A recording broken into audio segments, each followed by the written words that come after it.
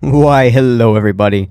With Season 4 right around the corner, I figured it's time to dive through some of the Warzone patch notes and see if it's going to keep the amazing momentum from Season 3 and still go strong, or if it's going to crash and burn like me hitting the train. Watch this, we're going to do an epic jump across the tracks, last moment, in front of the train. Let's get into it. First up, Verdansk is getting a little bit of a makeover. Specifically around the downtown area, it's going to be seeing a very tall renovation. The current tallest tower in the downtown area, which is this one right here on screen, is going to be replaced by one called The Outlook. And boy, is it tall. Along with it, there's going to be some construction sites around it, which might lead to some fresh buildings in future updates, which would be kind of cool to see. Now, to help maneuver this absolute chaos of a new tower we're getting, there's going to be a lot of zip lines that are going to be added. Because, you know, what's better than having a big tower and being able to zip line to your death? Cranes. We're also getting some cranes back, which is going to be really cool, because I always love the cranes. But besides that, there's really no other map changes coming to Verdansk or Rebirth, so let's move on to the next category. So, Season 4 is going to be bringing us 2 new LTMs and 2 normal modes, and the LTMs do sound pretty fun. The first one is Clash, which is going to be a TDM or domination on steroids, and this one is launching with Season 4 right off the bat. And if you've been playing since Cold War days, you might actually remember this mode because it used to be in the game and it was called Rumble. And it's pretty much just massive team deathmatch or domination spread across areas on Verdansk like Quarry, Boneyard, Farmland, and Promenade. Now, the only other useful details for it is it's going to be 52 versus 52, but if you want to read more about it, I will put a link to this page below, as there was a lot of details on this mode. The second new LTM is going to be called Havoc Royale, and this one is coming mid-season, so think around the time of Season 4 Reloaded, more than likely. And supposedly, it's just going to throw in some wacky modifiers in every new zone, like player effects, environmental changes, gameplay flips. I really don't know. They didn't give you too much details about this one, but it does sound like a lot of fun as well. Now, the first permanent mode that will be here to stay, hopefully after all Season 4 is over, is Resurgence Casual. This is also coming around the time of Season 4 Reloaded, so once again, a mid-season mode. But we're going to have Rebirth Island with bots, meaning streamers can really have bot lobbies on Rebirth now. And I'm not gonna lie, I am really looking forward to this, because I suck at the game right now, but I still do love Rebirth Island. Now, the last and final mode that we are getting with Season 4 is going to be Ranked Play Resurgence. That's right, you can finally play Ranked Play on Rebirth again, which is going to be very nice, because used to, it was like that, and I really loved it. I hit Diamond. So, all my fellow Ranked Play grinders, I'll see you there.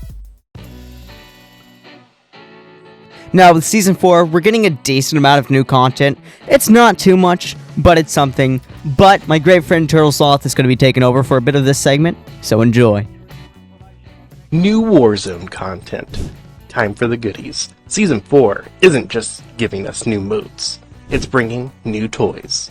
2 new kill streaks. Care package. Dropping mid-season. This classic returns. Let's hope it doesn't land on a roof you can't climb. Hand cannon. Because apparently, Warzone needed a one-shot handheld mini-nuke perfect for when diplomacy fails. New contract. Search and destroy. Yep, we're planting bombs now. You drop a bomb at a buy station, because why not? And if it explodes successfully, you get loot. Explosions and rewards? Count me in. A new ATV. A new ride is being added, and get this, it looks thin enough to fit through doors again. Which means, yes, we're going back to ATV door memes. Honestly, if I can drive this thing through a building without getting stuck, I might cry tears of joy. Big shout out for Turtle Sloth for doing that. That's actually his first time ever recording a big voiceover like this, and I think he did a pretty good job. So if you guys think so as well, go say so in the comments, because me personally, I think he did good. But now we have to talk about the new guns that are coming with Season 4. And the first one on launch is the LC-10. It's going to be on page 3 of the Battle Pass, so if you just play a bit of like Plunder and pop an XP token for it, you should be able to get this really fast. It will be a full auto SMG with hopefully decent accuracy and a 34 round mag by default. which is kind of nice. This gun is actually returning from Cold War, which I never played, so I don't actually know how good this was. But I'm really hoping this is a good SMG to kind of change up the meta a bit, because I honestly don't like the Ladra too much. The second gun we're getting on page 6 of the Battle Pass is the Fafar. Think about an SMG, but with an AR's body. This thing is going to apparently shoot really fast, which might either be really cool or it's going to suck really, really bad. But we'll see. Now, our third gun will be an event. We don't know when. I don't know what event because I don't find anything that tells you what event. But it is the Exus Model 07, and it's going to be pretty much a lever action marksman rifle, and it actually looks really cool. It's like very cowboyish, and I have so many cool ideas of what we could do with this. The last and final gun on the list is the Olympia, and this is going to be under the special weapons tab, but it is a shotgun. And this gun's actually from BO3, which kind of sounds cool.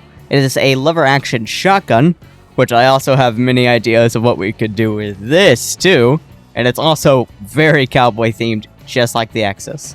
Now, last and final, we are getting a pickaxe. This is also going to be some sort of event, which I actually find this cool because I do believe we had a pickaxe back at MW3, but it wasn't that cool looking compared to this one.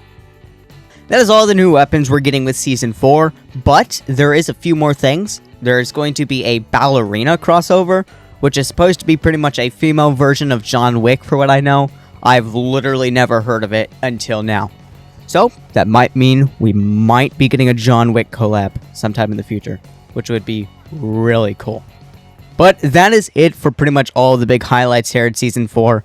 I hope the devs keep the Season 3 energy up and make it another great season, because Season 3 is actually kind of really nice. It really revived the game a bit. But whether you're here for the chaos, the competitive grind, or if you're just trying to fit an ATV in a door, I hope Season 4 is fun for you. And be sure to tell me how you feel about Season 4, because I'm actually kind of excited for it. I want to see how good it will be. And I know Warzone has not been in the greatest of places recently, but it sure has been getting a lot better than what it was in Season 1 and 2. I hope you have a wonderful day, and I will see you next time.